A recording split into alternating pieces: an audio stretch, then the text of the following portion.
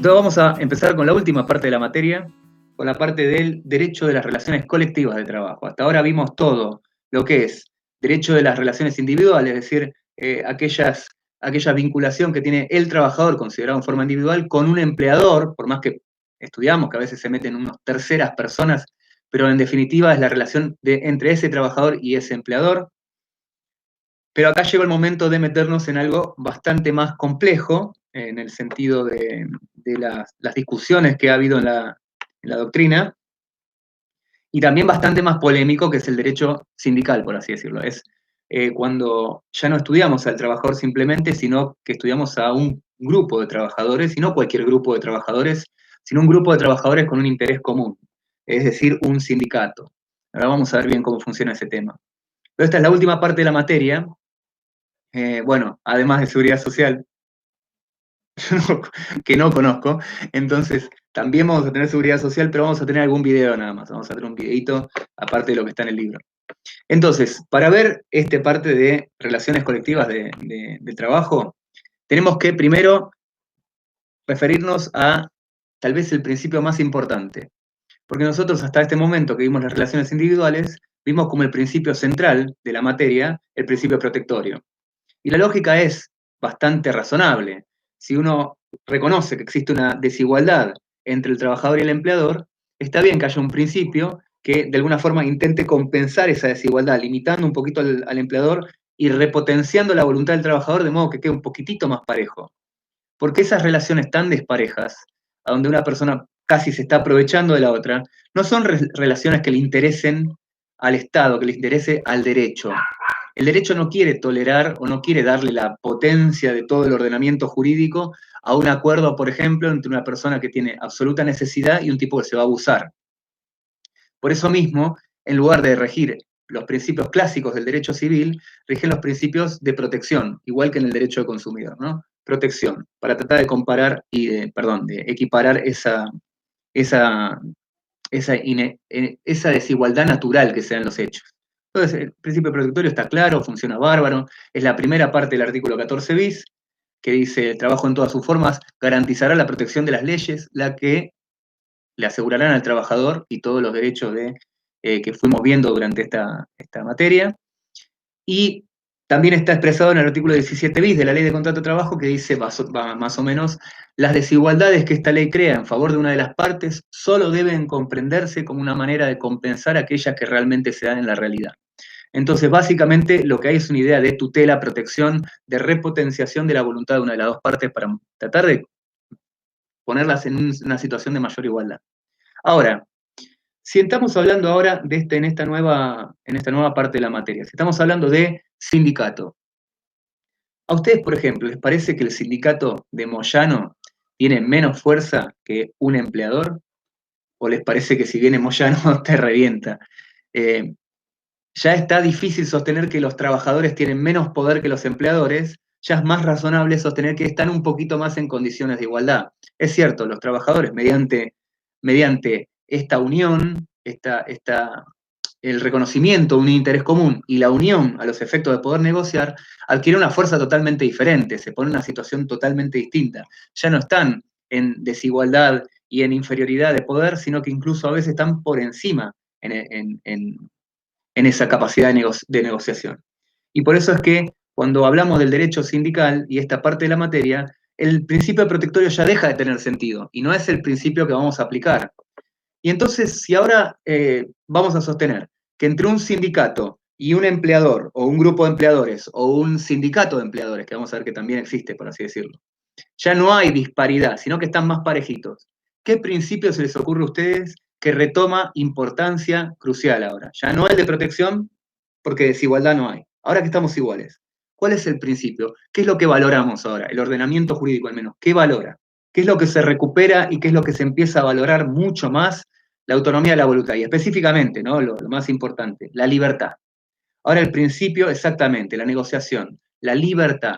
Ahora ya el principio no es el principio de protección, te voy a proteger para que no estés en desigualdad de negociación, sino que ahora voy a darle pleno valor a esa negociación. Si estamos entre iguales, la negociación es justa, y si los dos llegamos a un acuerdo, el acuerdo es justo. Estábamos parejos, así que es súper justo. Entonces ahora se recupera todo esto y lo importante viene a ser ahora la autonomía de la voluntad, y yo digo más correcto para lo que es el derecho burgués, la libertad. El derecho básicamente surge como una garantía para la libertad, y ese es el principio que se retoma de nuevo. Y más específicamente ya, ahora sí, de nuestra materia, la famosa libertad sindical. La libertad sindical. Ahora es este el principio central, la libertad sindical. ¿Y de dónde surge este principio? ¿Cuáles son las normas que garantizan este principio? Bueno, la más importante de todos, en nuestra materia siempre va a ser la misma, es el artículo 14 bis. El artículo 14 bis en su segundo párrafo, recuerden, primero, relaciones individuales, el trabajo en toda su forma gozará de la protección de las leyes, las que garantizarán al trabajador, qué sé yo, vacaciones pagas, protección contra el despido arbitrario, un salario justo, etcétera, etcétera, etcétera. Y el segundo párrafo dice, en cambio, se le garantizará a los gremios. Se le garantizará a los gremios. 2 puntos. Por ejemplo, derecho a huelga. Y otros tantos más que vamos a ver en breve. Pero el tema es que ya está la segunda parte de nuestra materia, o en la última parte de nuestra materia, el segundo párrafo del artículo 14 bis es la fuente más importante. La norma más importante, entonces, como vengo diciendo siempre, es el artículo 14 bis de la Constitución. La segunda norma más importante es pero este sí es clave, es el convenio número 87 de la OIT. El convenio 87 de la OIT es fundamental. ¿Recuerdan qué jerarquía jurídica tiene el convenio 87 de la OIT? Bueno, todos sabemos que los convenios internacionales, los pactos, los tratados internacionales tienen jerarquía supralegal, infraconstitucional, pero supralegal. Pero hay una serie de pactos internacionales y tratados internacionales que tienen jerarquía constitucional, de acuerdo a lo que dice el artículo 75, inciso 22. Más allá de mis reservas sobre la máxima jerarquía y demás, eso no lo pienso mencionar acá, pero sí, yo tengo mis reservas respecto al artículo 75, inciso 22, pero no lo voy a decir porque va a quedar grabado y la gente de Derecho Constitucional me va a odiar. No sé, como si me viera gente de Derecho Constitucional, qué tan importante se creía que era. Pero bueno, en definitiva, las normas internacionales tienen jerarquía supralegal, infraconstitucional, con excepción de los pactos y los tratados internacionales que están en el 75, inciso 22, que tienen jerarquía constitucional. Ahora bien, este convenio en particular es el único convenio de la OIT que tiene alguna especificidad respecto a la jerarquía. Pero básicamente, como había dicho la Corte Suprema en varios fallos, pero como muy importante en el fallo ATE, que vamos a ver, este convenio en particular tiene jerarquía constitucional. ¿Por qué tiene jerarquía mayor este convenio que el resto de los convenios de la OIT? Bueno, básicamente porque hay dos pactos internacionales que ustedes conocen muy bien, que es el PIDESC y el Pacto Internacional de Derechos Civiles y Políticos. Estos dos pactos internacionales que tienen jerarquía constitucional porque están expresamente contemplados dentro del inciso 22 del artículo 75, estos dos dicen simultáneamente que el texto del convenio número 87 de la OIT se tiene que entender comprendido dentro del texto de estos propios fallos. Así que de alguna forma, como acá dijo una compañera, el convenio 87 termina entrando por la ventana a la jerarquía constitucional. Así que sí, tiene la máxima jerarquía posible. También es cierto que el convenio número 87 integra uno de los nominados convenios fundamentales de la OIT. Esto significa convenios fundamentales que han sido declarados así mediante una declaración específica de la OIT que es del año 2006. Son 6 convenios, si no me equivoco, 6 u 8 convenios que son declarados fundamentales. Esos convenios, ¿qué significa que sean fundamentales? Básicamente que son obligatorios y son exigibles, y la OIT te los va a exigir, aun cuando no los hayas ratificado, solamente por ser miembro de la OIT. Son como exigibles por ser miembro. Y uno de ellos es el convenio 87. Así de importante es la libertad sindical. Y de hecho, sin libertad sindical no hay derecho al trabajo. Esta es la realidad. El derecho del trabajo surge no tanto como una propuesta estatal, sino más bien como una serie de luchas obreras, una serie de avances de los sindicatos y de los trabajadores organizados para tratar de conseguir mejoras, y primero lo hicieron mediante acuerdos generales. Nosotros no vamos a trabajar si no es por este mínimo. Eso lo hicieron mucho antes que la ley, lo hicieron los sindicatos, allá por finales del siglo XIX. Entonces, estas dos normas son nuestras normas más importantes, pero vamos a enfocarnos también en una norma crucial para nuestro sistema, que es la ley 23.551. la ley 23.551, que es una ley que hizo Alfonsín al final de su mandato ya, bueno, de su truncado mandato, creo que es del 87 o del 88, estoy por ahí, y tiene un punto esta ley. Esta ley básicamente replica lo que fue históricamente el modelo sindical argentino, del que vamos a hablar hoy, que tiene un montón de complejidades y que por ende entonces tenemos que tratar de desmenuzarlo lo mejor posible. Pero en definitiva acá, en estas normas, de estas normas surgen con claridad los distintos derechos que hacen a ese famoso principio de la libertad sindical. Sobre eso vamos a hablar a continuación. Entonces, en cuanto a la libertad sindical, hay sobre esta parte de la materia, hay diversos principios, ¿no es cierto? Que en algún momento yo preferiría que lo vean en los textos, lo que son los principios, así como vimos los principios del derecho al trabajo, de la parte general. Esta parte de la materia tiene su particularidad. Eso yo preferiría que lo lean del libro. A mí esas clasificaciones y cosas así, la verdad que no me interesan. Me interesa ver, no me interesa, no, o sea, son importantes, no me interesa perder este tiempo explicando eso, porque a lo que tenemos que referirnos es a son esas cosas que realmente traen problemas. Y específicamente el modelo sindical argentino tiene tal complejidad que trae problemas. Por eso entonces vamos a hablar más bien de algunos de esos derechos de la libertad sindical y los principios pues los leen en el libro, que no son tan difíciles. En definitiva, ¿cuáles son aquellos derechos que surgen de esta idea de la libertad sindical sobre los que nos vamos a enfocar? Bueno, hay varios ejemplos.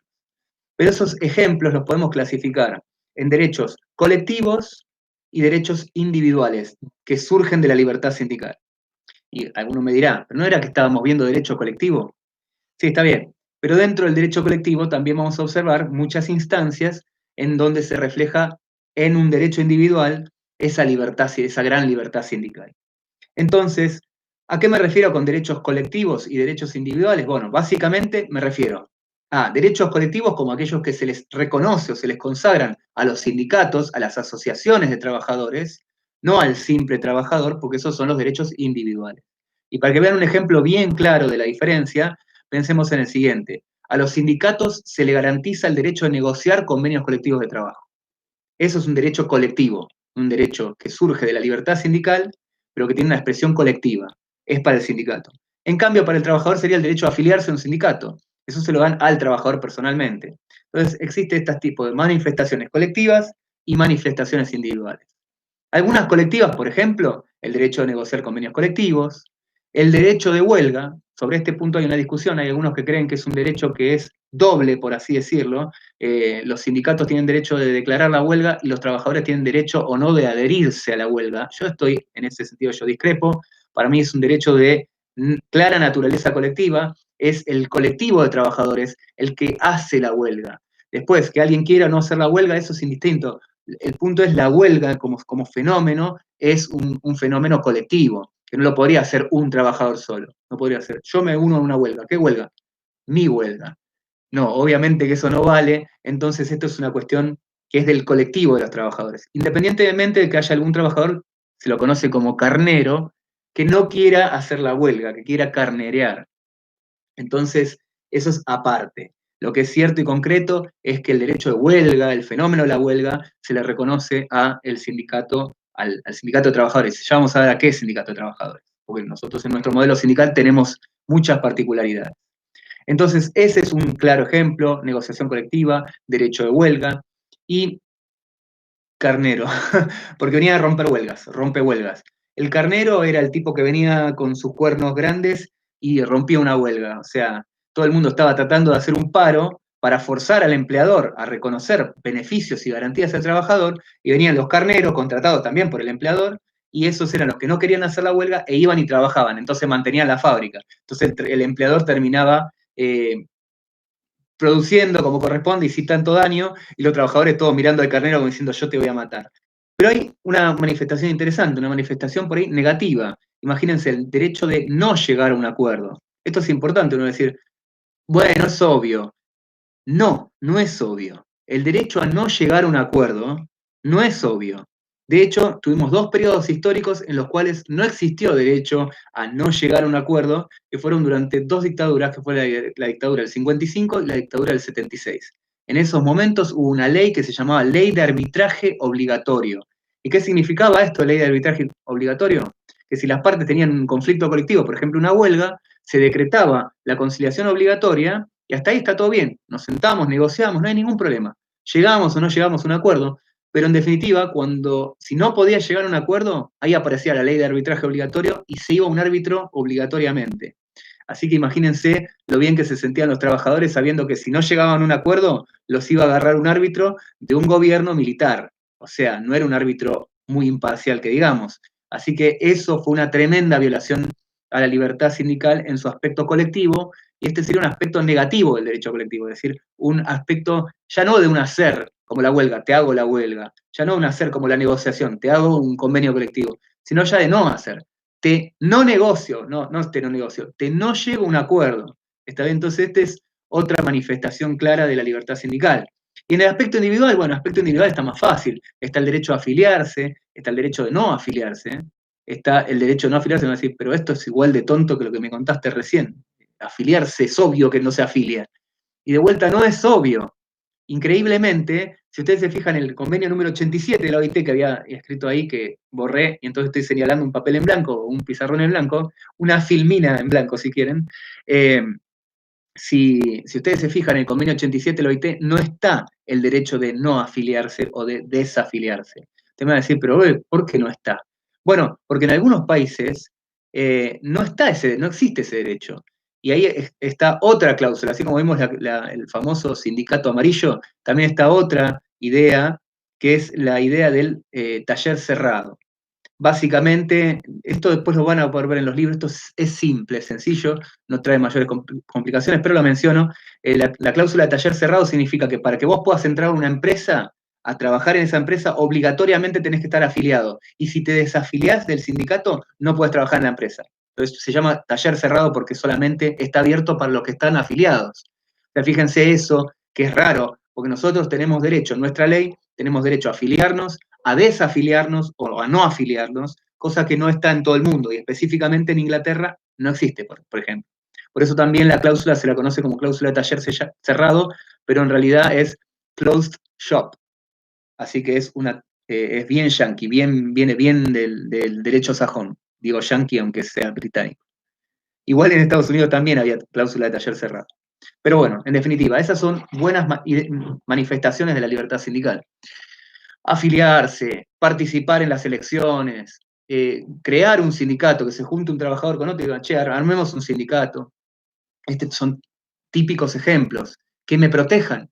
La tutela sindical, ya vamos a ver, en la siguiente clase vamos a ver la tutela sindical, es decir, yo quiero hacer una actividad sindical, si yo soy sindicalista, soy el tipo que tiene la mira del empleador acá, en cualquier momento me vuelan la cabeza y precisamente me van a tratar de volar porque soy un sindicalista.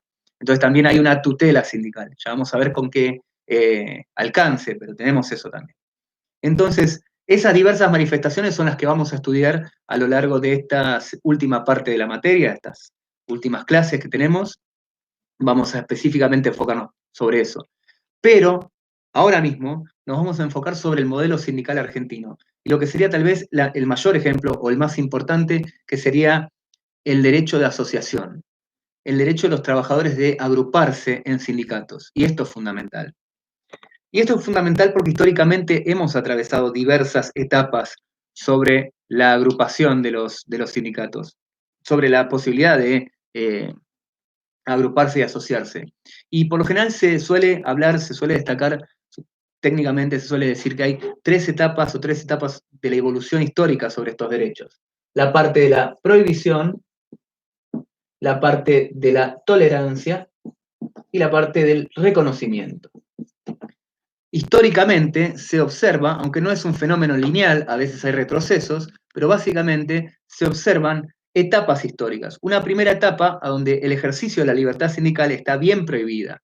Te querías hacer un sindicato y en realidad venían a buscarte y te deportaban, te cagaban a tiros o te mataban. Estas cosas pasaban, así que estaba prohibido incluso juntarse y reunirse muchos trabajadores juntos. Esta es la clásica etapa de prohibición. En nuestro país esto se observó con claridad hacia fines del siglo XIX y principios del siglo XX. Sobre todo a principios del siglo XX, con una famosa ley, que no sé si ustedes la han escuchado, bueno, si la han escuchado, el tema si se la acuerdan bien o tienen idea, que es la famosa ley de residencia. La ley de residencia, que si no me equivoco es de 1902, la ley de residencia, ley 41.044, el que planificó todo esto era Roca. Roca estaba atrás de todo todavía en esta época, el famoso Partido Autónomo Nacional. Bueno, en definitiva, ¿qué pasó? ¿Qué se dio cuenta? Fue un gran estadista, Roca, es la verdad. ¿Qué se dio cuenta? Se dio cuenta que había problemas en la sociedad precisamente por esta inmigración europea que traía no solo trabajadores de Europa, sino que también traía las ideas que en Europa ya estaban de hacía años bien inculcadas, pero que para nosotros eran muy novedosas, como por ejemplo el anarquismo, el comunismo, el socialismo, el sindicalismo. Todo esto vino de la inmigración. Nosotros no tuvimos todo ese trayecto claro, evolutivo, de feudalismo a burguesía y eventualmente un capitalismo y demás. Nosotros tuvimos derecho de medio feudalismo a derecho al trabajo, así sin escalas. Entonces, mucho vino precisamente por las ideas de la inmigración. Y estos inmigrantes traían estas ideas polémicas, ¿no es cierto? Comunismo, anarquismo, sindicalismo, y por lo general violento. En esa época, nosotros creemos que vivimos en una sociedad violenta. Nosotros vivimos en una sociedad que no le pasa nada, que estamos todos aburridos porque no pasa nada. ¿Querés quilombo? Andate al principio del siglo XX y ahí, en la primera de cambio, que había un pequeño problema, te tiraba una bomba, no había ningún problema, y se solucionaba así. Entonces, en ese momento, que era realmente un momento histórico muy convulsionado, esta idea de la ley de residencia es muy clara. ¿Qué hacía? Básicamente, si se encontraba un inmigrante, en Argentina el 80% de la gente es inmigrante más o menos, más en esa época era inmigrante, bueno, se encontraba un inmigrante, se lo podía deportar sin un juicio previo, básicamente de forma sumaria. Entonces eso era la forma en que conseguían evitar y prohibir las agrupaciones sindicales. Gran o claro ejemplo de lo que fue la prohibición. Después apareció un momento histórico más tolerante, es decir, que no te voy a prohibir, no te voy a decir que existís o que te reconozco, ni te voy a dar la mano, ni mucho menos, pero por lo menos no te voy a matar. Es un gran paso adelante. En nuestro país, tal vez el mejor ejemplo, siguiendo esta línea histórica, ocurrió durante la presidencia de Irigoyen. Irigoyen fue el primer presidente que verdaderamente abrió sus puertas a los movimientos populares y específicamente a los movimientos de los trabajadores también. Esto, muchas veces, esto queda un poco olvidado y también un poco, tal vez, mancillado por lo que fueron los episodios de la Semana Trágica y la Patagonia Rebelde, que se dieron precisamente durante el gobierno de Irigoyen. Así que fueron procesos muy tristes y muy oscuros, y sin embargo justo ocurrieron en el gobierno, durante el gobierno de un presidente que había hecho una apertura importante a este tipo de puntos. Entonces ya pasamos una etapa de tolerancia, sacando los casos de la Semana Trágica y la Patagonia Rebelde, pero ya pasamos una prohibición a una tolerancia de la actividad sindical y de la libertad sindical. Y eventualmente llegamos a una etapa de reconocimiento. El reconocimiento significa que ahora ya a los sindicatos no solo se los permite funcionar, o a los trabajadores no solo se los permite actuar con esta libertad sindical, sino que además lo reconocemos como verdaderamente parte del ordenamiento jurídico y parte de nuestra sociedad reconocida desde el punto de vista normativo en general. Y esto obviamente en nuestro caso se dio durante la primera presidencia de Perón, donde de hecho en el 46 surge un decreto, que es el decreto que crea, por así decirlo, el modelo sindical argentino, es decir, cómo van a funcionar esas asociaciones de trabajadores, y también en el año 1949, cuando se incorporan todos estos derechos sociales en la propia Constitución Nacional que luego fue derogada por decreto en el año 1975, y todas las actividades sindicales prohibidas, así que volvimos a hacer la rueda. Eventualmente en el propio gobierno militar se empezaron a tolerar y también incluso a reconocer mediante una ley sindical nueva, totalmente distinta, pero es la etapa del reconocimiento. Llegamos a el momento en que tenemos que ver qué es el modelo sindical argentino, que no es un tema menor porque es realmente un modelo raro, complicado.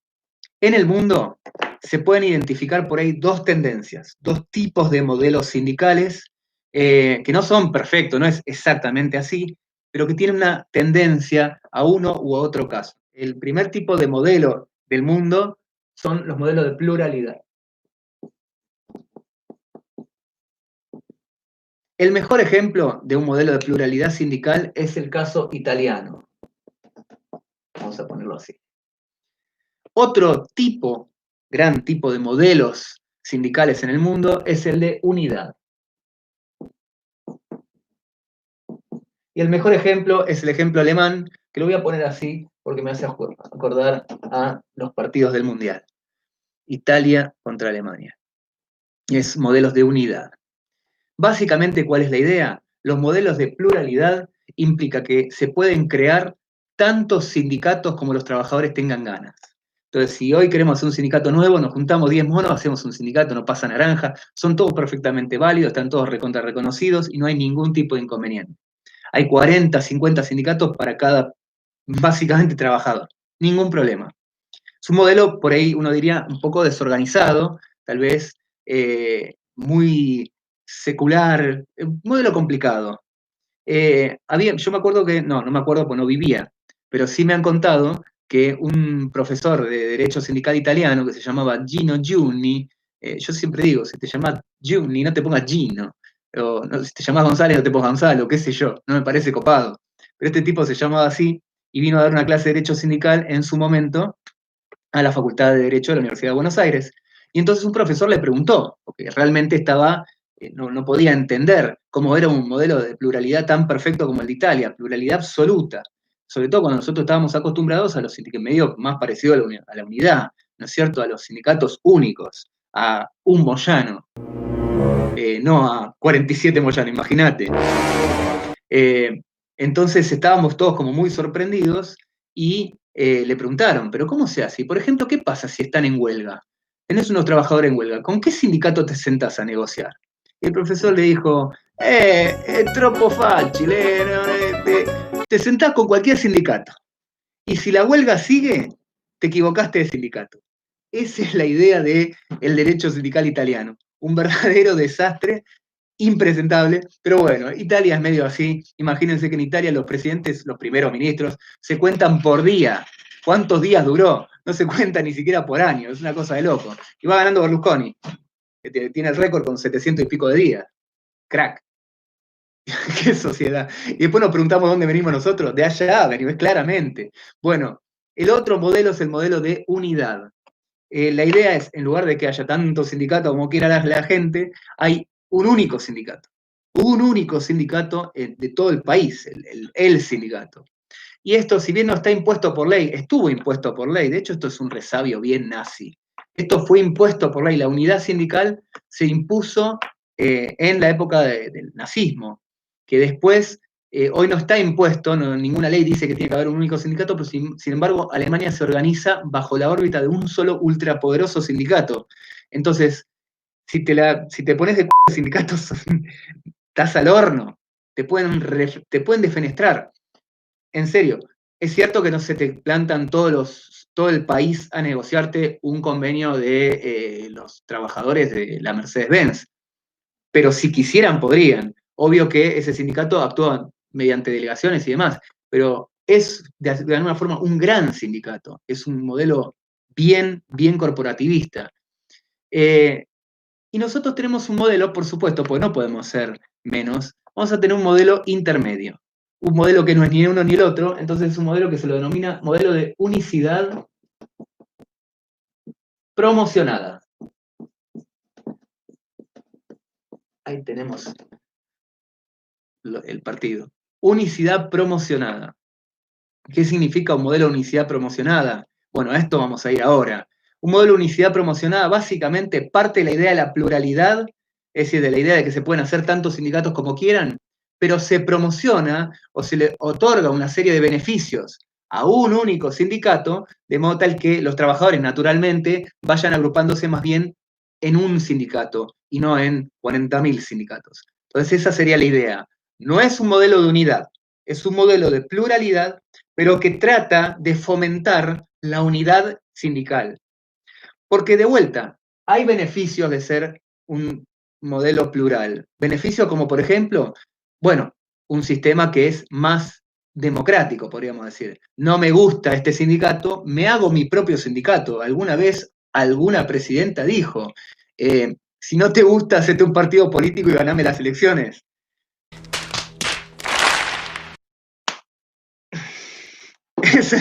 acontecen esas cosas.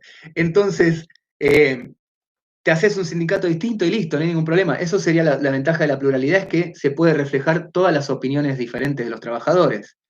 Las de unidad, sin embargo, por ahí no tienen tanta democracia, y si en todo caso hay democracia, es una democracia muy interna, es una democracia que es, bueno, si no te gusta, ganame el año que viene las elecciones, pero el sindicato es uno, entonces es particular. Al revés, las desventajas del modelo plural es precisamente que un sindicato muy segmentado no tiene tanta fuerza como un único sindicato, es una cuestión de poder. El sindicato único tiene un poder indestructible. Entonces, por eso es que tienen beneficios y ventajas y desventajas. Entonces, nuestro modelo sindical argentino toma justo por el medio y de eso vamos a hablar a continuación. Recuerda que el modelo sindical argentino se crea allá en el primer peronismo y más allá de que, no quiero que me saquen de contexto, pero más allá de que había una serie de libertades, algunas no tanto, pero había una serie de libertades, lo cierto es que estaba muy inspirado en modelos que estaban de moda en el mundo, que eran modelos más corporativistas, tipo fascistas. El fascismo no me refiero al fascismo en el sentido de la dictadura, en el sentido de matar opositores, aunque muchos me discutirían, pero sí me refiero en el sentido de fascias. Es decir, el fascismo básicamente es la idea de que hay las fascias eran las maderitas, varias maderitas juntas no se rompen, una sola se parte, varias maderitas juntas no. Entonces, era generar grupos, corporaciones, están las corporaciones de los trabajadores, de los empleadores, del Estado, están los distintos grupos de interés y de poder del Estado, y entonces uno se sentaba y negociaba con esos grupos, no negociaba con todo el mundo individualmente, sino con un representante del grupo. Y de hecho esa es la idea, por ahí la idea de el derecho sindical para Perón, era hagamos sindicatos poderosos y después negocio yo con estos sindicalistas, con una cabeza del sindicato. Y no tengo que negociar con todos los trabajadores, con 2 millones de trabajadores, sino que me siento a negociar con Moyano. De hecho, había unas famosas 62 organizaciones de Perón, que eran los sindicalistas que estaban básicamente alineados detrás de la figura del presidente. Entonces, ahora que tenemos toda esta noción básica, podemos ir a ver qué es el modelo sindical argentino, pues nada, fácil, es muy particular. La idea del modelo sindical argentino básicamente es que el Estado permite a todos los sindicatos que quieran formarse, los trabajadores formar sindicatos, le permite todo lo que quieran, pero le va a reconocer a un tipo específico de sindicato una serie de derechos exclusivos que lo generan o lo convierten en un sindicato mucho más poderoso que el resto. Entonces todo el mundo va a tener una tendencia natural a afiliarse al sindicato poderoso y no a los sindicatos truchos. Entonces, para entender bien este modelo sindical argentino, tenemos que ir desgranando las distintas etapas por las que se atraviesa, desde que son un puñado de trabajadores hasta que se convierte en el sindicato más poderoso del mundo, estilo Moyano. Entonces, esa sería la idea de lo que vamos a observar a continuación.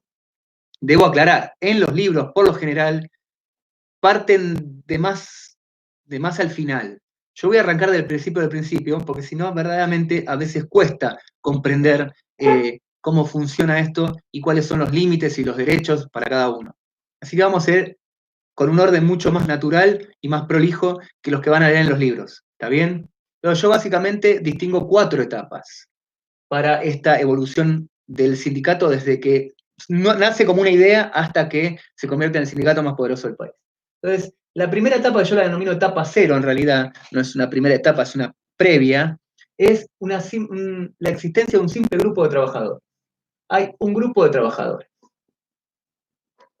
Es un grupo de trabajadores, es una cantidad de gente que todavía no tiene un interés común, todavía no tiene un interés de clase, podríamos decir, si fuéramos marxistas, diríamos conciencia de clase, no hay un interés grupal, no hay un interés colectivo. Lo que hay es un grupo de personas con una sumatoria de intereses, lo que la doctrina denomina un interés plurindividual. Interés plurindividual. Es decir, la mera sumatoria de los intereses personales del grupo de esos trabajadores. Entonces, nótense que hasta este momento no hay ninguna referencia a algo que los una, algo que tengan en común. No hay un interés común. Son trabajadores. Trabajadores, por ejemplo, que están en una fábrica. Ninguna noción de quién es cada uno, no les importa nada del otro, no pasa nada. Entonces es un grupo de trabajadores. En determinado momento, y acá este sería el primer paso, en determinado momento este grupo de trabajadores ya no tienen un interés plurindividual. Se dan cuenta, en cambio, que más allá de que son distintas personas y que tienen sus intereses y demás, en algo tienen una comunidad de interés. Adquieren la noción de que tienen un interés común, que es entonces que los une como un grupo distinto. Eso es el momento en el que surge el interés colectivo. Ahora, no quiero dejar de destacar la importancia de este concepto. Interés colectivo. Esto es lo que genera el derecho colectivo. El interés colectivo, solamente esto. No hay que confundir. No tiene que ver con los sindicatos, no tiene que ver con la huelga, no. Tiene que ver con el interés colectivo. Esto es todo lo importante. ¿Qué es el interés colectivo entonces? El interés colectivo es un interés que se diferencia de la mera sumatoria de los intereses individuales de los miembros que componen ese grupo, al punto tal que incluso se puede oponer el interés colectivo al interés individual de la gente que lo integra. Eso es muy interesante.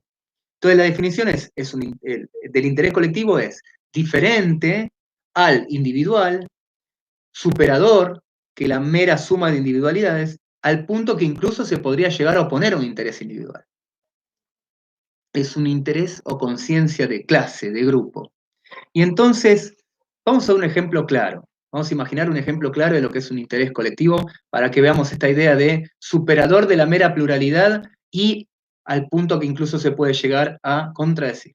Imagínense que vamos a ver el interés individual, el interés colectivo de ustedes, de los estudiantes y alumnos de esta comisión.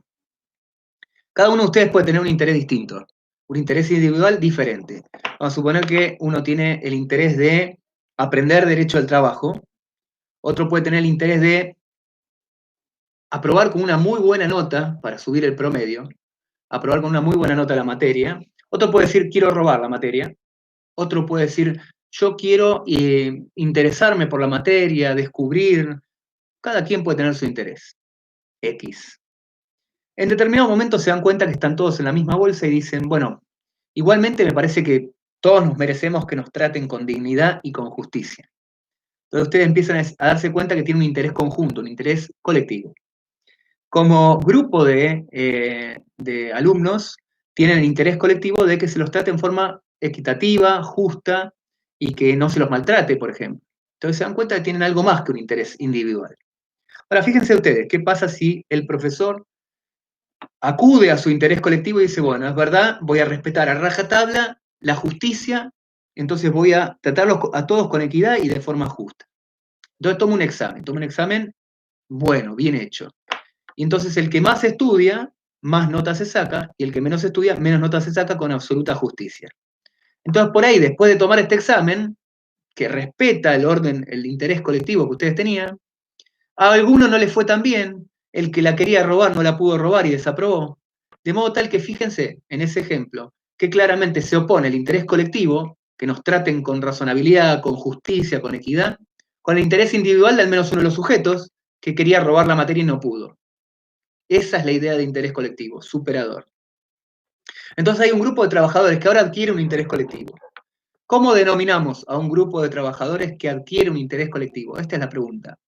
Y la respuesta es, no sé, no está en los libros, esto no es normalmente abordado en los libros. Pero a mí me gusta, en algunos libros sí esto está, obviamente, no lo inventé yo por el amor de Cristo, pero a mí sí me gusta denominarlos, esto ya es un sindicato. Cuando hay un interés colectivo, ya hay un sindicato. Cuando hay interés colectivo, hay sindicato. Pero este sindicato no tiene nada, es un grupo de trabajadores. ¿Quién es el secretario general? ¿Quién es el director del sindicato? ¿Quién es el tesorero del sindicato? Todavía no tienen nada, no tienen absolutamente nada. Es un grupo de trabajadores que se dieron cuenta que tienen un interés común y que por ende tal vez quieran formar un sindicato. Eso es lo que son. Entonces, no tienen ni siquiera un órgano de administración, no tienen nada. Por eso muchos le denominan, a mí también me gusta la denominación, sindicato inorgánico, porque no tiene órganos todavía, no tiene nada, pero podríamos decirle más fácil, sindicato en formación. Sindicato en formación. Está formándose, todavía no tiene nada, ni papeles, pero está formándose. tiene lo más importante de todo, que es el interés colectivo. Si tenemos eso, funciona. Entonces ahora todos estos trabajadores, este grupo de trabajadores, dicen, bueno, vamos a hacer algo por todos nosotros, vamos a proteger nuestros derechos. Ya sé, vamos a generar que el resto de los trabajadores se nos unan. Vamos entonces a hacer, por ejemplo, folletos, panfletos, para que se unan y tengan nuestra actividad sindical como nosotros. Vamos a exigir mejores derechos, que se nos trate con justicia, etcétera, etcétera, etcétera. Entonces los tipos dicen, bárbaro, vamos a hacer panfletos. ¿Cómo hacemos? Y bueno, tal vez hoy no, hoy lo mandaría a hacer una gráfica, pero en ese momento, apenas los trabajadores se juntaban unos manguitos, apenas tenían algo, se compraban una imprenta. ¿Para qué? Para poder sacar los folletos, sacar los panfletos y así generar de vuelta que se amplíe este grupo.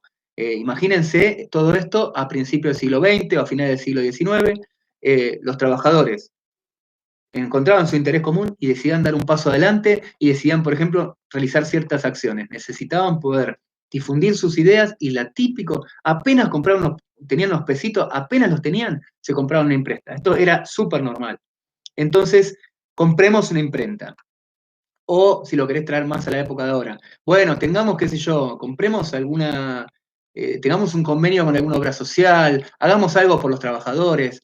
O, típico también, vamos a comprar una casita en la costa, típico en Mar del Plata, una casita en la costa para que nuestros afiliados puedan ir a pasar el verano en La Feliz gratis o por muy poca plata. Entonces, compramos una casita, compramos una imprenta, compramos alguna otra cosa. Hoy comprarías, qué sé yo, una cámara para hacer videos en YouTube, no lo sé, porque hoy las cosas no van por la prensa. Entonces, lo que sea, pero queremos comprar algo. ¿Cómo hacemos? Bueno, que lo compre Pedro.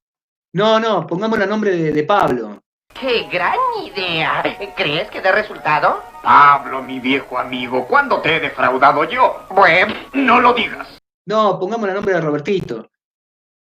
¿A nombre de quién lo ponemos? Bueno, ya sé, va a decir uno. Vamos a buscar algo más. ¿Vamos a buscar qué? Vamos a buscar una persona jurídica. Tengamos personería jurídica. Entonces, en el segundo paso, el tercero en nuestra lista, pero el segundo, queremos hacer una persona jurídica. ¿Para qué? Así no tenemos que comprarlo a nombre de Pepe y lo podemos comprar a nombre del sindicato, de todos nosotros, de la asociación, por así decirlo. Ahora, si no existiera una ley sindical, ¿cómo obtendrían ustedes una personería jurídica y qué personería jurídica obtendrían? ¿Qué persona jurídica harían? ¿Qué les parece? 6 hojas y media después. Si yo no tuviera ley sindical y tuviera que ser una persona jurídica, haría una asociación civil, haría una mutual, haría una cooperativa, qué sé yo, alguna de esas cosas. Y de hecho, esa era la forma normal, que los sindicatos se agrupaban allá por el 1890, 1900, empezaban a tener su organización. ¿Y cómo obtenían la personalidad jurídica? ¿Cómo la obtenían? Bueno, muy simple, una asociación civil, una asociación sin fines de lucro. La forma que les parezca, en definitiva. Una vez que tienen una personalidad jurídica, las cosas cambian. Ya tenemos todos los atributos de la personalidad. ¿Cuáles son los atributos de la personalidad? Bueno, el nombre, bueno, el domicilio, bueno, la capacidad para hacer cosas. Y el más importante en estos temas, el patrimonio. Ya tenemos un patrimonio. Entonces yo, sindicato, puedo comprar cosas a mi nombre, con toda tranquilidad. Puedo comprar la casa del sindicato en Mar del Plata, para que mis afiliados puedan venir a veranear en La Feliz con poca plata. Entonces, esta era la forma que lo hacían. Ahora bien, lo que fue pasando es que cuando un sindicato era medio jodidazo y era medio bravazo, entonces no le querían dar la personería jurídica. Y entonces le buscaban siempre alguna vuelta y la IGJ, por ejemplo, no era la IGJ en ese momento, pero la Inspección General de Justicia, ponele, no le daba a la sociedad, no le daba a la asociación, le denegaba. Le decía, no, tenés que traer tanta plata, o tenés que hacer tal trámite, o tal formulario, cualquier excusa para no darle personalidad jurídica, a ver si los podían frenar a estos monos que querían hacer un sindicato. Entonces, por eso que uno de los principios básicos de la libertad sindical es que sea fácil hacer un sindicato, y de hecho, nuestra propia Constitución lo dice. Lo dice en el segundo párrafo, en el primer párrafo de la Constitución. Fíjense qué caso, qué loco, porque esto parece ser derecho sindical, pero la Constitución lo pone en el primer párrafo. ¿Por qué lo pone en el primer párrafo? Porque es un derecho individual, derecho de un trabajador de crear un sindicato. lo puso ahí por esa razón, pero en realidad es parte del tema del derecho colectivo. Y básicamente la idea de la Constitución es que se pueda crear un sindicato, dice, mediante una simple inscripción en un registro del Ministerio de Trabajo. Un registro, ¿no? El registro está en el Ministerio de Trabajo, pero dice, mediante la simple inscripción en un registro. Y la idea es esta, que sea un trámite simple, que no te hagan hacer todo este trámite en, por ejemplo, la Inspección General de Justicia y que te lo reboten durante 5 años con tal de no darte la personería, que te hagan cualquier fechoría. No, acá es simple. Venís, me decís, hola, me llamo Don Sindicato, quiero que me anotes como sindicato. Y técnicamente tendría que anotar una simple lista. No es tan fácil como quisiéramos, no es tan así como ir y que me anoten en una lista, pero se supone que debería ser fácil hacer una personería jurídica. Entonces, ¿cómo se llama este sindicato? Que al principio era un sindicato, estaba en formación, pero ahora efectivamente se quiso dar su forma jurídica con un estatuto, con el nombre, con la capacidad que surge del estatuto, con el patrimonio y con todas estas circunstancias que necesitamos para realmente poder tener una personalidad jurídica propia. Esto ya lo denominamos, en la doctrina se denomina siempre sindicato simplemente inscripto. Sindicato simplemente inscripto, porque así está la creatividad de los nombres. Es decir, un sindicato que básicamente está en el registro del Ministerio de Trabajo y por esa sola razón ya se convierte en una persona jurídica, ya tiene su quit, ya puede comprar cosas, ya puede tener un montón, ya puede cobrar cuota, ya puede cobrar la cuota. Es decir, es totalmente distinto en el momento en que adquiere la personalidad jurídica. Pero fíjense los pasos como vienen. Primero, arrancamos con un grupo de trabajadores que ni bola. En determinado momento esos trabajadores toman conciencia colectiva, tienen un interés, se dan cuenta, tienen un interés colectivo y por ende, para poder dar ejercicio de interés colectivo, necesitan algo más que ser un simple grupo de trabajadores con interés común y deciden hacer un sindicato que deberían poder hacerlo y generar una personería jurídica solo con una inscripción. Así de fácil debería serlo. Por lo general, acá empiezan los libros. Desde el sindicato simplemente inscripto. Que para mí es un grosero error porque, de hecho, la ley está bien ordenada y tiene todos los pasos muy claros. Y entonces llegamos finalmente al último paso. Porque ahora que ya tenemos nuestro sindicato simplemente inscripto, estamos todos perfectos, llega el momento en que queremos crecer y que queremos que nos reconozcan como el sindicato que tiene todos los derechos exclusivos, el sindicato más potente de todos. Y en definitiva lo que ocurre es que efectivamente va a haber un sindicato al que la ley va a privilegiar y obviamente, ¿qué sindicato es el que la ley privilegia? Y básicamente es el sindicato más representativo. O sea que si hay 10 sindicatos para una actividad, por ejemplo, el sindicato más representativo va a ser el que obtenga ese reconocimiento jurídico especial de la ley, que es la denominada personería gremial. La personería gremial. Este sindicato con personería gremial es un sindicato muy especial que tiene una serie de derechos que no tienen los demás. Una serie de derechos exclusivos. En otros países funciona distinto. En Francia, por ejemplo, se le reconoce un estatus superior a sindicatos, por ejemplo, por haber colaborado históricamente con las guerras. Random. Por tener una gran participación en la sociedad. Random. O sea, por varias razones.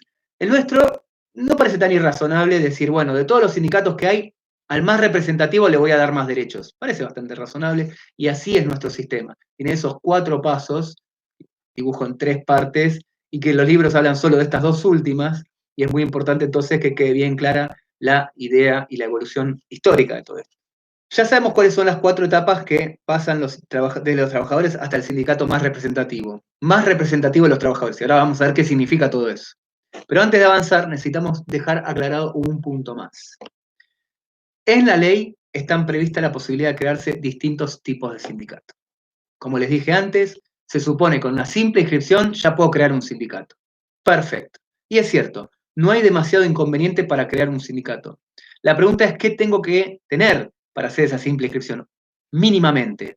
Bueno, la ley detalla una serie de cuestiones que tienen que estar en el estatuto, porque básicamente es eso, tiene que tener un nombre y un estatuto para saber a dónde va a funcionar. El estatuto, dentro del estatuto está el objeto de ese sindicato. El objeto que es básicamente qué es lo que va a hacer ese sindicato, a qué se va a dedicar. Y este punto dentro del objeto, que es fundamental, es el denominado ámbito del sindicato. Ámbito personal y ámbito territorial del sindicato. Y a eso vamos a referirnos a continuación Básicamente la norma dice, la ley 23.551 dice, fíjense, esto es en los artículos 10 y 11, si no me equivoco, puede ser 9 y 10, pero creo que es 10 y 11. Hay distintos tipos y formas de sindicato. Si ustedes pueden crear el sindicato que ustedes quieran, pero tienen que tener estos tipos y estas formas. ¿Y cuáles son los distintos tipos de sindicato? Bueno, hay básicamente 3 tipos de sindicato. Tenemos el sindicato denominado sindicato de actividad o sindicato vertical. Después está el sindicato de oficio, profesión o categoría o sindicato horizontal. Y después tenemos el sindicato de empresa. Entonces, ¿qué significa un sindicato de actividad o vertical? Bueno, la idea es la siguiente. En un sindicato de actividad, básicamente están representados todos los trabajadores de una actividad, vamos a suponer en este caso, empleados de comercio, van a estar representados todos los trabajadores de comercio desde el rango más alto, desde, por ejemplo, el jefe, pasando por todos los rangos intermedios, hasta el rango más bajo, vamos a suponer un maestranza, algo así. Todas las categorías, administrativos, vendedores, encargados, todos desde el más jerárquicamente superior hasta el inferior, toda la actividad representada por el sindicato. Entonces, por eso yo lo grafico con una pirámide y por eso se lo denomina vertical, porque incluye desde el más alto rango hasta el más bajo rango.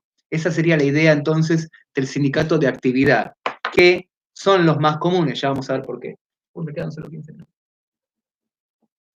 El segundo caso, lo voy a dejar dibujado mejor.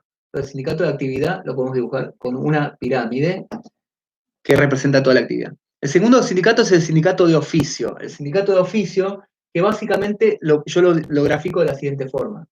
La idea es que este sindicato de oficio categoría no representa toda una actividad, sino que representa una específica categoría, un específico rango de trabajadores dentro de cada actividad. Pero el punto es, en varias actividades, este sindicato representa en forma transversal a un tipo de trabajador. Pero, por ejemplo, diría el único ejemplo verdaderamente actual es el caso de los trabajadores que se llaman viajantes de comercio. Un viajante de comercio es un trabajador que vende un producto, pero no lo vende en el local, sino que va por fuera del establecimiento y en una zona designada vendiendo los productos de la empresa.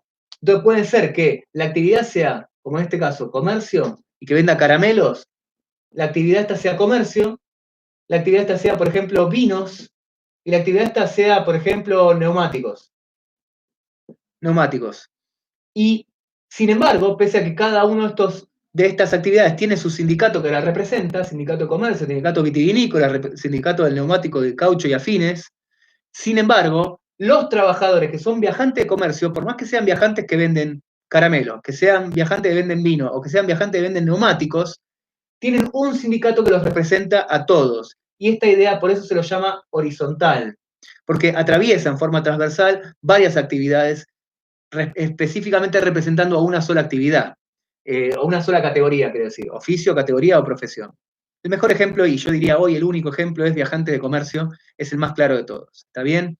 Fíjense entonces la diferencia entre los gráficos. Y el último, el sindicato de empresas, más fácil de todo, yo lo dibujo con un simple circulito, porque es el sindicato que representa a los trabajadores de una empresa específica, de una empresita sola. Entonces, como yo les dije en su momento, la idea de nuestro modelo sindical es que parte de la pluralidad. Y si parte de la pluralidad, básicamente, vos puedes adoptar el tipo de sindicato que quieras, el que más te guste, de actividad y dedicarte a la actividad de camioneros, o de actividad de comercio, o uno de oficio y dedicarte a la actividad de los viajantes de comercio y atravesar todas las actividades, o una empresa y dedicarte a hacer un sindicato de una única empresa. Ningún problema, todo perfecto, podés elegir la forma, el tipo que más te guste. Tipo que más te guste. Ahora, al mismo tiempo, esto sería el ámbito personal del sindicato, represento a los trabajadores de comercio, ese es mi ámbito personal. ¿Cuál es mi ámbito personal? Los trabajadores de comercio. ¿Cuál es mi ámbito personal? Los trabajadores del vino. ¿Cuál es mi ámbito personal? Los trabajadores de los neumáticos. Y este sindicato de oficio, ¿cuál es mi ámbito personal? Los trabajadores que son viajantes de comercio. Así es fácil. Piensen ustedes en este sindicato. un viajante de comercio que vende neumáticos va a tener más en común con el jefe de los neumatiqueros o con la última categoría de los neumatiqueros o con otro viajante que venda caramelos. Es obvio que tienen más relación con las personas de la misma categoría y por eso se justifica que existe un sindicato horizontal en ese sentido. ¿Está bien? Pero en definitiva, cada quien puede adoptar el tipo de sindicato que quiera y eso es el ámbito personal. Hacelo de la actividad que te guste o de la empresa que te guste. Además está el denominado ámbito territorial. Porque cada sindicato puede decir tranquilamente, y ya les dije esto, con esto hay libertad absoluta, por eso hablamos de que parte de la pluralidad. Cualquier sindicato puede adoptar, además del tipo que quiera, puede adoptar el ámbito territorial que más le guste. Por ejemplo, Capital Federal, por ejemplo, Buenos Aires, por ejemplo, AMBA. No soy una ciudad, soy un monstruo, básicamente. No soy un estado, soy un monstruo. Lo que sea AMBA, sos el sindicato de AMBA. No hay límite, no tenés una limitación mínimo ciudad. No pasa nada. Quieres hacer una localidad, lo que más te guste, no pasa nada. Vos tenés plena libertad. Ahora bien, si todo esto quedó bien claro, cuál es el ámbito en donde el sindicato opera, el ámbito personal y el ámbito territorial, entonces ahora sí podemos dar el siguiente paso y llegar a lo que es la personería gremial y cómo funciona este tema. Porque resulta que, como habíamos visto, cada paso implica una modificación en el sentido cualitativo. Cuando éramos un grupo de trabajadores no teníamos interés en común, pero pasamos a ser un sindicato, y un sindicato todavía en formación, hay un cambio cualitativo. Adquirimos interés colectivo. Después, cuando ya queremos hacer un sindicato y agarrar una personalidad jurídica, y entonces nos inscribimos en el registro del Ministerio de Trabajo, hay otro cambio cualitativo que es precisamente el reconocimiento de una persona jurídica para ese sindicato. Este momento es clave. ¿Por qué? Porque ya tenemos que tener bien aclarado cuál va a ser nuestro nombre y cuál va a ser nuestro ámbito. Es decir, si vamos a hacer un sindicato de actividad, un sindicato de oficio, un sindicato de empresa, y en qué lugar del país lo vamos a hacer. Podemos hacer un sindicato de actividad solo de la capital federal, por ejemplo. Entonces ya tenemos que tener definido, antes de pedir la personalidad jurídica, para pedirla, tenemos que tener definido eso dentro del estatuto del sindicato, el objeto o el ámbito en donde actúa el sindicato. Esa sería la idea. Ahora bien, cuando queremos dar un paso siguiente y queremos obtener la personalidad gremial y esos derechos exclusivos que tanto estábamos buscando, en ese momento entonces lo que tenemos que demostrar es otra cuestión cualitativa, que es ser el más representativo. ¿Y cómo hago para demostrar que soy el más representativo? ¿De qué forma? ¿Qué más representativo en qué? Bueno, básicamente más representativo significa que tengo mayor cantidad de afiliados cotizantes. Afiliados cotizantes, es decir, afiliados que pagan la cuota. No es lo mismo estar afiliado porque me inscribí en una hojita. A ver, yo voy caminando por la calle, viene un tipo de Greenpeace y me dice, escúchame, ¿te querés anotar acá, firmar acá para apoyar a Greenpeace? Bueno, ponele, te pongo el nombre, no pasa nada. Ahora, si me querés cobrar un peso, ya no lo voy a hacer. Y no por tacaño. Niño rata, eso ofende, viejo. No creo que por tacaño, porque realmente tal vez no me importe, pero sí por el embole de tener que hacer el trámite. No es lo mismo que te hagan anotar y decir que sos afiliado a verdaderamente que te hagan pagar cuota y que ya sos un afiliado que paga cuota, por ende un afiliado cotizante. Lo importante para la ley son los afiliados cotizantes, aquellos que pagan cuota. Y esto es muy importante y vamos a ver después que tiene incidencia en cuanto a los derechos exclusivos. Ahora entonces, tenemos que conseguir más afiliados cotizantes. ¿Y cómo funciona este tema? Bueno, hay dos maneras de obtener la personería gremial. Dos formas. Una forma que es muy simple, que es la que a mí me gusta denominar manera originaria de obtener la personería, pero que es una forma absurda, tonta, que no existe nunca. ¿Por qué entonces? ¿Me la vas a explicar? Porque lo dice la ley. La verdad que en serio no tiene utilidad. Porque la forma más importante es la que se denomina cotejo de personería.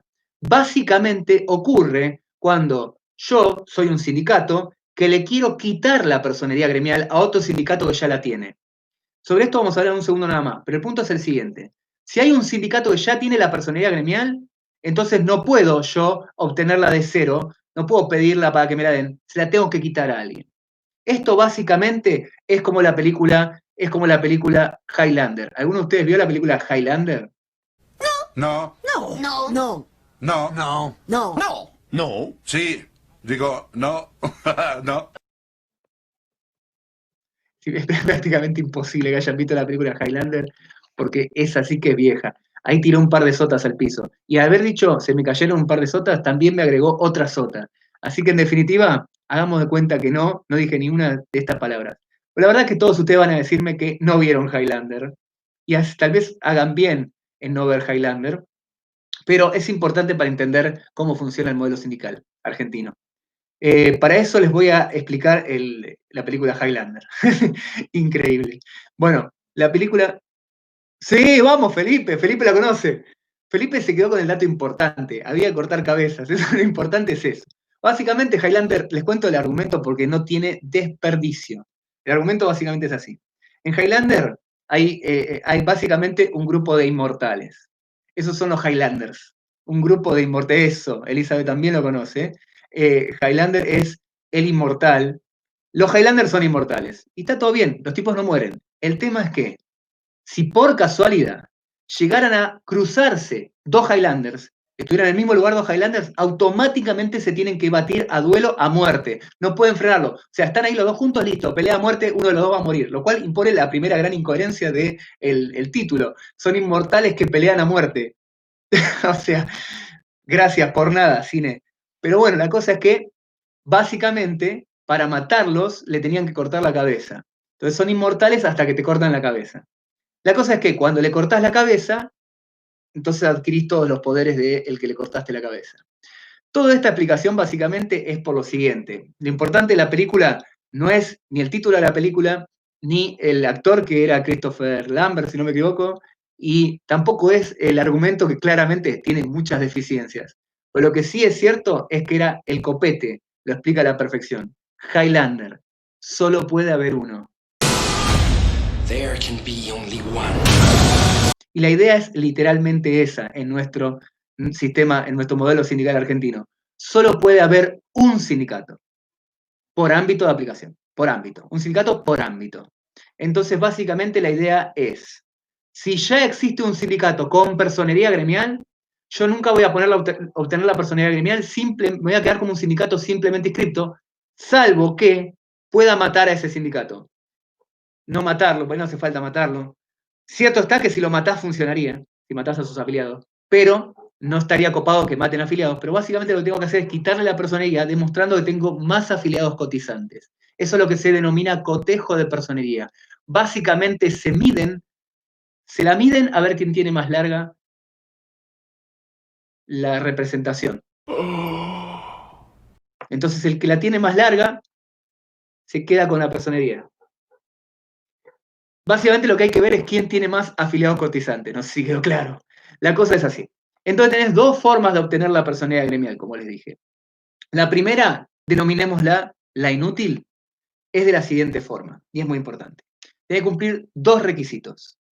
Básicamente, si no existe ningún sindicato con personería gremial en el lugar a donde vos, en el ámbito en el que vos querés actuar, recuerden, ámbito personal y territorial. Entonces vamos a suponer que vos sos un sindicato que quiere ser un sindicato de camioneros y que querés actuar en Capital Federal. Y vamos a suponer que no existe un sindicato de camioneros. Entonces, si a vos querés que te reconozca la personalidad, tenés que demostrar dos cosas. Cosa número uno, que tenés básicamente el 20% de los trabajadores del ámbito que querés representar, tenés afiliados el 20%. Pero tendrías que demostrar que el 20% de los camioneros de la ciudad los tenés afiliados. Y después tenés que haber tenido la personería jurídica durante al menos 6 meses. Esos son los dos requisitos. 6 meses de personería jurídica, hace 6 meses que ya soy un sindicato simplemente inscripto, y además, ahora tengo el 20% de los trabajadores afiliados. Así de fácil. Con eso me darían la personería. Esto es absurdo, tonto y no sirve para nada, precisamente porque todas las actividades del país tienen un sindicato con personalidad gremial. Así que hoy es impracticable. La única forma de poder practicarse esto, por ejemplo, si aparece una nueva actividad que no existía antes, entonces hay un sindicato nuevo para esa actividad y esa actividad no tiene sindicato, entonces ahí podría ser. casi como que no existe. Quería pensar un ejemplo y decir, por ejemplo, bueno, imagínense que inventamos la máquina teletransportadora. Entonces están los trabajadores teletransportadoristas. Y los trabajadores teletransportadoristas hacen un sindicato de teletransportadoristas. El tema es, seguro que va a venir la UTA y va a decir, esta es actividad de transporte. No, pero esto no existía. Transporte, es mío. Y sonaste, porque así son. Así es Moyano, así es la UTA. Se agarran todas las actividades, en serio. De youtuber, Meli, si los youtubers fueran trabajadores dependientes, que puede ser, es una joya. No sé qué onda con eso del sindicato de influencers. Qué buena idea. ¿Podría ser un sindicato? No, no creo que se pueda. Conductores de drones lo agarra la UTA. No, es un bajón. No hay manera de clavar una actividad nueva, en serio. Así que olvidémonos de esa forma originaria o inútil de agarrar la personalidad gremial y vamos a la verdadera, que es quitarla. Las cosas hay que agarrarlas por la fuerza, diría la ley sindical. Y básicamente la idea es la siguiente. Vamos a suponer que hay un sindicato, vamos a suponer que el sindicato funciona en todo el país. Acompáñenme en esta triste historia.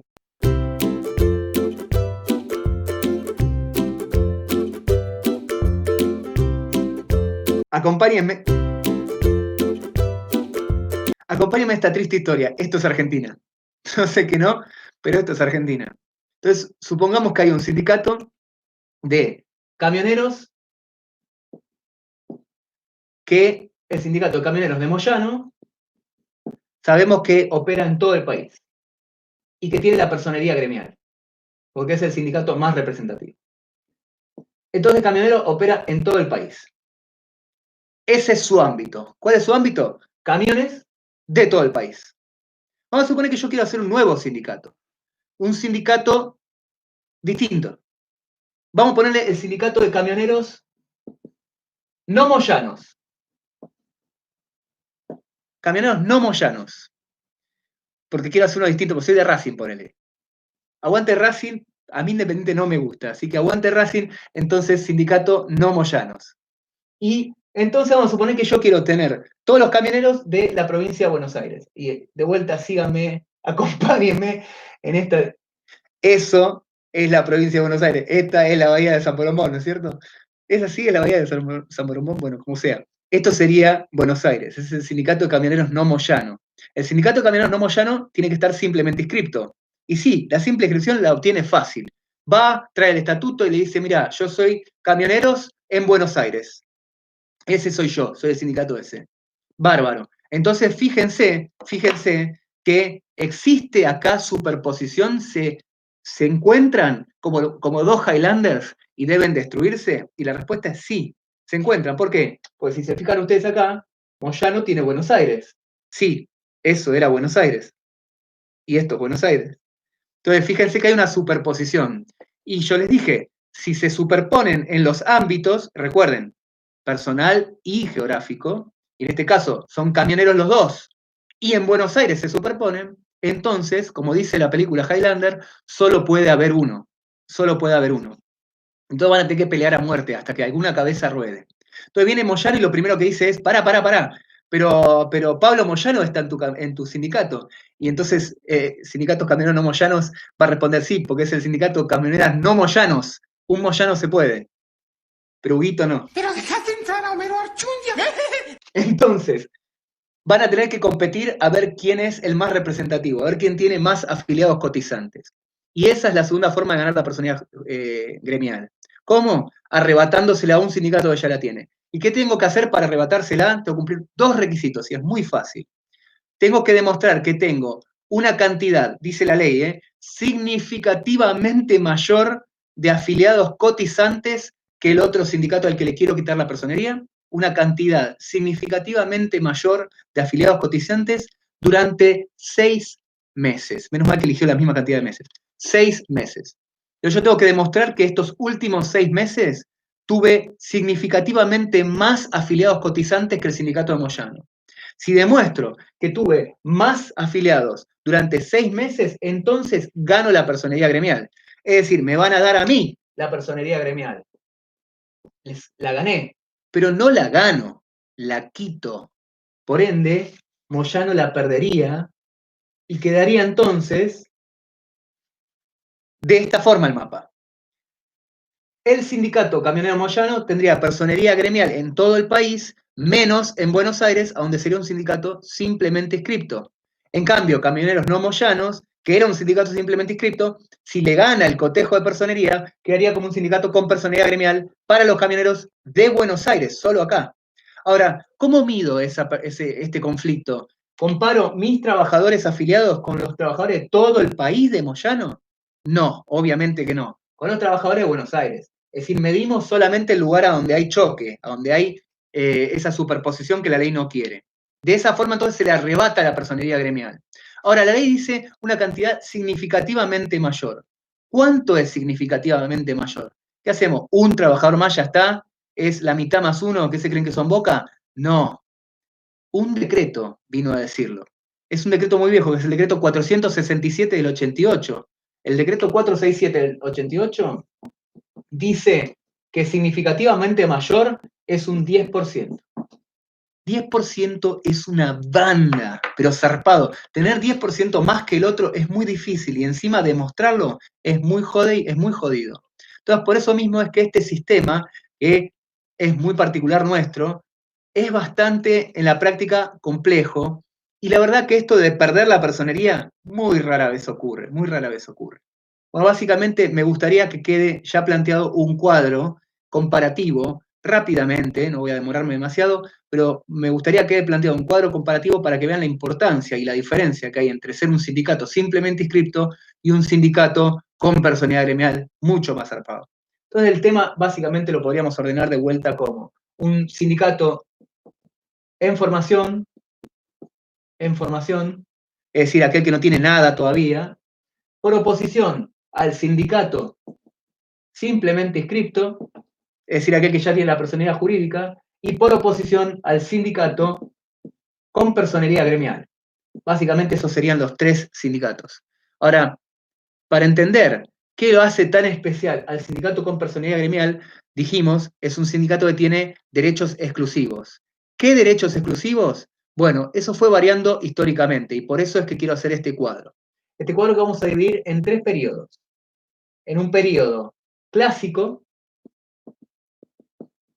en un periodo más moderno, que comenzó más o menos allá por el 2004, cuando cambia la Corte Suprema y saca una serie de fallos muy beneficiosos para el trabajador. Específicamente son 3 fallos que abrieron la puerta para los derechos de los trabajadores, Bisotti, Castillo y Aquino, que los hemos visto con temas de accidente y temas de extinción. Pero no es tan importante sobre qué temas son, sino cómo la Corte aborda el tema de los derechos sociales. Y finalmente una etapa, yo podría llamar una etapa de regresión, una etapa de regreso, que se dio a partir del año 2015 más o menos, con una serie de fallos bastante jodidos que sacó la Corte distinta, ¿no? Entonces, en la etapa clásica, ¿cuáles eran esos derechos exclusivos? Bueno, los derechos exclusivos eran básicamente la huelga. La huelga solo la podía decretar el sindicato con personalidad gremial, por eso era tan importante. Negociar convenios colectivos de trabajo, fundamental. Era el único que podía negociar un convenio colectivo, era el sindicato con personalidad gremial. ¿Y los sindicatos simplemente inscritos? No. Un convenio colectivo, de esos convenios colectivos con todas las letras de la ley, que lo vamos a ver en las siguientes clases, pero convenios colectivos que aplicables a todo el mundo, con toda esa potencia, solamente los sindicatos con personalidad gremial. ¿Qué otra cosa? La famosa tutela sindical. La tutela sindical, la protección de los trabajadores gremialistas, la tenían históricamente solamente los sindicatos con personalidad gremial. Y finalmente, otra cuestión que siempre ha sido ignorada, pero para mí es crucial, es la famosa capacidad de retención de cuota. Básicamente, el único sindicato que puede retener la cuota de tu recibo de sueldo es el sindicato con personería gremial. Y esto es todo un tema, porque recuerden que si le querés sacar la personería a un sindicato que tiene personería gremial, tenés que tener más afiliados que pagan cuota y demostrar que tenés más afiliados cotizantes durante 6 meses por lo menos. Esto es un grave problema, porque ¿cómo hago para demostrar que paga cuota? Es muy fácil si la retengo el recibo de sueldo, muy fácil, pero es muy difícil cuando tenés que ir puerta por puerta, porque sos un sindicato simplemente inscripto, y tratar de cobrar la cuota de cada una de tus afiliados en las casas. Es muy difícil y por eso realmente, en la práctica, un sindicato que tiene personalidad gremial nunca la pierde, salvo que él mismo explote y muera, el sindicato ese. ¿Qué pasa? A sindicatos que han caído tanto y se han medio desaparecidos. y por eso perdieron la personalidad gremial. Esa es la etapa clásica, una etapa bien peronista, la verdad. Era el sindicato, ese sindicato, el sindicato que corresponde que habla con Perón. El resto no. Ese era el modelo sindical argentino clásico.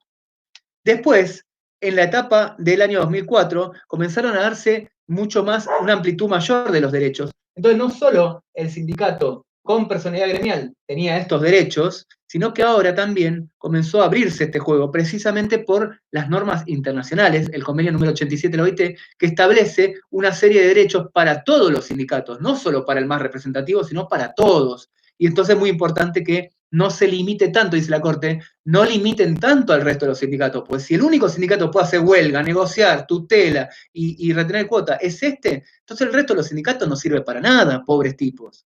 Entonces la Corte abrió un poco el juego. Y en ese sentido empezó con un importantísimo fallo, que es el fallo ATE. En el fallo ATE básicamente se discutía el tema de la tutela sindical. Tutela, es decir, la protección para el trabajador gremialista, que solo se le reconocía al trabajador con personalidad gremial, y sin embargo en ATE también se la dieron, también se la permitieron al sindicato simplemente inscripto, que también adquirió tutela. Se amplió muchísimo, incluso en los sindicatos inferiores, de modo tal, perdón, en los sindicatos que ni siquiera estaban inscriptos, de modo tal que se le reconoció alguna protección a todos los gremialistas, aun cuando no tengan un sindicato simplemente inscripto. Esto fue potente. En definitiva, a partir de esta nueva jurisprudencia de la Corte, no solo se le reconoció específica tutela a los trabajadores que eran delegados, por ejemplo, delegados de un sindicato simplemente inscripto, sino que también se empezó a reconocer en los tribunales inferiores, se empezó a reconocer incluso protección para todos los trabajadores que hacían actividad gremial, incluso cuando no tenían un sindicato ya inscripto, que tenían un sindicato, un grupo colectivo con un interés colectivo. Así que, en definitiva, esto es un enorme paso hacia adelante. Lo mismo pasó con la huelga. No lo llegó a decir la Corte, pero todos los tribunales inferiores comenzaron a reconocer el derecho de huelga, no solo a los sindicatos con personalidad gremial, no solo a los sindicatos simplemente inscriptos, sino también al grupo colectivo de trabajadores. Si verdaderamente había un interés colectivo, se protegía el interés colectivo, se protegía a los sindicatos, incluso a los simplemente inscriptos. Fíjense qué salto, qué progresión gigantesca. Y de hecho, en una resolución, por una resolución administrativa del año 2009, si no me equivoco, se le permitió también a los sindicatos simplemente inscriptos retener la cuota. Con una autorización escrita del trabajador ya podían retener la cuota del recibo de sueldo. Fíjense que casi los equipara, y la única diferencia que sigue existiendo es que los únicos que podían negociar convenios colectivos de trabajo eran los que tenían personalidad gremial. Después una etapa de regresión que ocurrió a partir del año 2015, con un fallo muy polémico que se llama Orellano. Básicamente lo que se hizo fue retroceder mucho y volver a limitar un poco, yo diría, el que más limitó es al sindicato que todavía está en formación, a los trabajadores en formación. ¿Por qué? Pues básicamente dijo, la huelga que también estaba, perdón, la huelga que también tenían los sindicatos en formación, ahora solamente la tienen los sindicatos simplemente inscriptos o los sindicatos con personalidad gremial. Y esto parece, bueno, un justo medio. En primera etapa solamente tenían el personalidad gremial. Segunda etapa tenía hasta el común. Y finalmente quedó como en el medio. Sin embargo, esto no fue tan así. Ustedes saben que cuando hay un problema que los trabajadores están con mucha actividad gremial, pero a veces la directiva, no los acompaña, esto suele reflejarse en lo que se denomina un conflicto entre las cabezas del sindicato y la base del sindicato. La idea es, los trabajadores todos, por ejemplo, quieren hacer un paro, y el secretario general, Moyano, por ejemplo, no lo quiere decir. Yo sé si se acuerdan, hace muchos años, de hecho en el 2015 hubo un quilombo bárbaro, casi prenden fuego todo, y básicamente los trabajadores querían hacer un paro general por el desastre que estaba ocurriendo, y Moyano no lo decretaba. No quería hacer un paro general, no quería hacer un paro general. Entonces, ¿qué empezaban a cantar los trabajadores? Acuérdense, básicamente cantaban esa canción que dice algo así como, ponele fecha a la puta. La idea era ponerle fecha al paro general. Después lo edito. La cosa es que básicamente le pedían que pongan una fecha de paro y Moyano no lo decretaba. Entonces esto genera una enorme discordancia entre los trabajadores y las bases, y las cabezas. El tema es, si vos decís que la huelga solamente los tienen los sindicatos simplemente inscritos, los sindicatos con personalidad gremial, lo tiene que declarar el sindicato. ¿Y quién es el sindicato? ¿Quién declara? Bueno, por ejemplo, la asamblea o, por ejemplo, el secretario general. Pero alguien lo tiene que declarar. Si no lo declara Moyano, no era una huelga. Entonces acá están los grandes problemas. Huelgas que hacen los trabajadores, pero que no están decretadas por las cabezas, y por ende los trabajadores que están haciendo huelga, pero que nadie decretó esa huelga formalmente, que ningún sindicato formalmente decretó la huelga, y los tipos están haciendo la huelga, básicamente son criminales, son gente que está, por ejemplo, ocupando una propiedad privada o lo que sea, y los recagan a tiros y los recontra-recagan a tiros, que es lo que pasó durante gran parte de los últimos 4 o 5 años. Mucha represión de los trabajadores haciendo manifestaciones o haciendo huelga. En otro momento eran un colectivo de trabajadores con interés común, hubieran tenido protección, pero en el momento en el que le quitaron la protección y solamente los trabajadores que podían hacer huelga, si había un sindicato que la decretaba, se convierten en tipos sin protección. Muy jodida el retroceso, y así fue un grave retroceso, ¿está bien? Entonces, por eso mismo fue que podemos identificar estas 3 etapas históricas.